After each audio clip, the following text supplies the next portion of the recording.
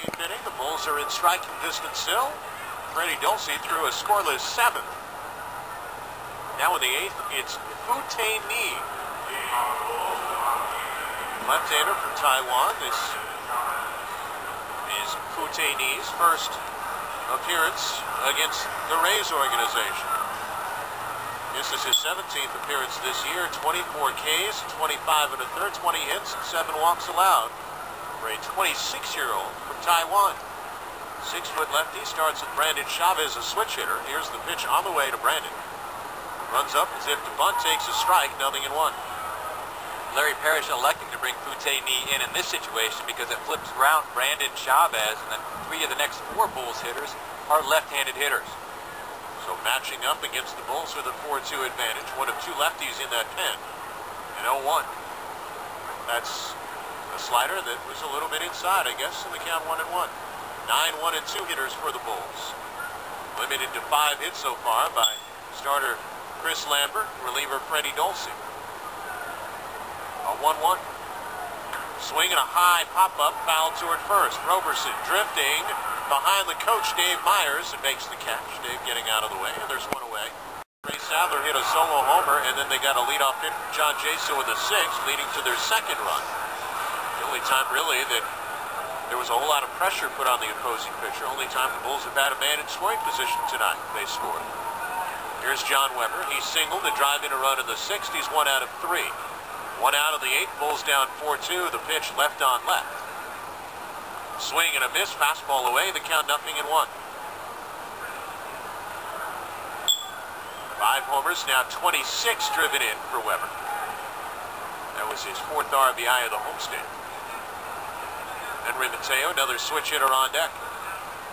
A 1-strike pitch. That's outside for a ball. And the count's 1-1. The Bulls still just a bloop and a blast away from tying this game in the 8th inning. Infield, outfield straight away on the 5-10. Left-hand hitting DH. Foo-Tae-Nee ready. Now a 1-1. Swing and a drive foul off to the left, 1-2. Foo-Tae-Nee wearing a red glove, which I think a lot of the players from the Far East, you see more different colored gloves than not when they come to the States. Hideo Nomo, I think, had one, if I recall correctly. Now working 1-2 to Weber with 1 out of the 8th. On the way. Outside and low, a slider, and the count 2-2. Weber went with a shiny black bat. Now, it's probably because of feel, or he might use this against left-handed hitters, but there is the theory, and one of the many things that's talked about on the bench when you have too much time, is that it's tough for fielders at night to pick up a well-struck ball off a dark bat. 2-2. Outside and low.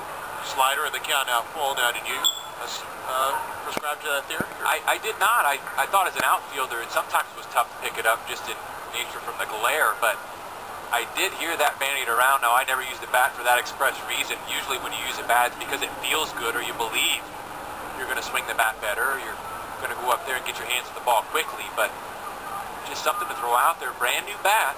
John Weber takes the plate. And he's run the count full against Foo-Tae-Nee. Here's the payoff. Swing and a ball fouled straight back. Fastball. And the count remains full. 1 came up, 2 came down off the net. To Buffalo. Trying to prevent the same thing from happening in this set. Foo-Tae-Nee ready. Here's his second payoff to John Weber. Lefty on lefty. Fastball outside corner, called strike 3. Weber had dropped the bat, was trying to buy a walk. And Jason Klein says no siree. That's the second out of the inning. And the 8th strikeout for Toledo pitching tonight. They have not walked a Bulls hitter. Well, leaving out of the box can be the kiss of death at times, but I think what more so was Nee hitting a spot. That was a quality pitch on the black, a pitcher's pitch, not something. 0 for 2 with the sacrifice ways. Now batting right, he takes an inside fastball for a ball. Justin Ruggiano on deck. And John Weber talking with Xavier Hernandez about that call. It's a question of whether the catcher moves his glove or not, whether that's usually a strike or not on 3-2 on the outer part. A 1-0. Swinging a ground ball the other way wide at first. Diving stop by the second baseman Worth. Can't make a throw, and a head-first slide into first base by Mateo. He has an infield hit, and that'll bring the tying run up here in the 8th inning. Nice job by Henry hitting the spot, but also a nice job by Danny Wirth to get over and get that ball, but not able to get out of his glove. Hate to see Henry taking that head first slide just for the risk of injury, but he's safe at first base, and there's your blue. So now the Bulls looking for that blast. Justin Ruggiano certainly can provide it. As Mateo going with that pitch on the outer third. Justin 0 for 3 tonight. Ground out, fly out, and strikeout. The fly out came in a real big spot of the sixth. Check it first, the pitch. That's upstairs. Off speed at the count 1-0. The Bulls had used Henry Mateo to sacrifice the tying runs into scoring position with 1 out to get a run home. Again, Mateo leads away at first. Now a 1-0 to Justin. Checks his swing, went too far. A slider perhaps to the back foot. It's 1-1, and Jason Klein again electing not to use his base umpire. No checks, not checking with his base umpire whether that was a strike. He calls it himself. Oh, pet peeve of mine, especially if there's a guy down there who can see it. Let him have a chance to look at it. If he calls it a strike, no worse for the wear. 1 on, 2 out, 4-2 Toledo in the 8th. A 1-1 to Justin Ruggiano. Putaney instead of tossed to first, not in time. Chris Richard waiting on deck, and now there's action in the dirt. Field deep, shaded to pull. Putaney looks at first. A 1-1. Fastball hit hard toward the hole, past the diving shortstop, and a left-to-base hit. Tying runs now aboard on back-to-back 2-out singles in the 8th as Ruggiano pulls one past the diving shortstop, Brent DeLugich. And that'll bring up Chris Richard, the team's leading home run and RBI guy. So now the go-ahead runs at the plate, tying run at first base in Ruggiano. And action will begin again in the bullpen for Toledo, as catcher Max St. Pierre to have a word with Putaney. Chris Richard, in his first game off the DL, has flied out twice and struck out. He already has a walk-off homer this year, and a couple of game-winning homers as the pitching coach A.J. Sager now heads to the mound. And he has been successful against lefties. The night he hit 2 grand slams, they both came against left-handers. Chris stays inside the ball as well as any of the hitters on the Bulls, but what he does is he drives that ball with power, and you have to stay inside the pitch to drive it out here over the Blue Monster. What I mean by that is take the barrel of the bat to the part of the ball that's closest to the hitter or the inside half. Looks like we just had someone head out to the mound. I think that's Putaney's interpreter who went out to the mound. Yep, that's exactly what it is. Get out there fairly quickly. For A.J.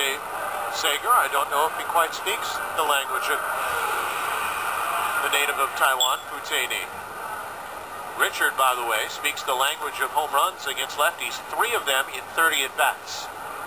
And if he can connect here, the Bulls will have their first lead. Well, I think the conversation, regardless of the language, was something like, don't throw it down the middle to this guy. First pitch to Richard, who leads the team in homers. Outside, a fastball missing, and it's 1-0. 2 on, 2 out on the 8th. Bulls now with 7 hits to equal Toledo's total, trailing 4-2. Right-hander warming in the bullpen for the Mudhens. From the stretch, knee to Richard, a 1-0. There's a good sharp breaking pitch in there, a called strike. Richard couldn't pull the trigger. And it's now even at 1-1. That's not the pitch that Richard wanted. He's just filing that away for later in the count. If he sees it again, he'll be able to get it. But he's sitting fastball right here. In an RBI situation, he's looking for a pitch to drive to possibly hit in the gap to tie the game or maybe more. 2 on, 2 out, 1-1. Swing and a foul straight back. That was his pitch. A fastball at 91. Got a lot of the plate, and Chris just missed it. That's what he wanted there. So now Nee has 2 options to him. He could hit the outside corner like he did to Weber or come back with a breaking pitch. But Richard's going to go back into that emergency mode now with 2 strikes. Just put solid wood on the baseball. Mateo at second. Ruggiano at first with 2-out singles here in the 8th. 4-2 Bulls trail. Richard weighs in. The lefty, Putaney set. Here's a 1-2. Breaking ball called strike 3. Oh, I don't believe it. That was off the plate. Richard doesn't like it. He's down on strikes, and Jason Klein has not been one to really listen to thoughts on ball strikes this evening. 2 hits, 2 left on base. For the 9th inning, he pitched a scoreless 8th for Matt DeSalvo as we get a look on the TV side at the last pitch. And the catcher, Max St. Pierre, reached back to try and pull that one in and still got the called strike 3 on Chris Richard. That was not a favorable call from Jason Klein. The umpires have had kind of a tough night tonight on both sides. Pitch up and in. That got a piece of the right-hand batter.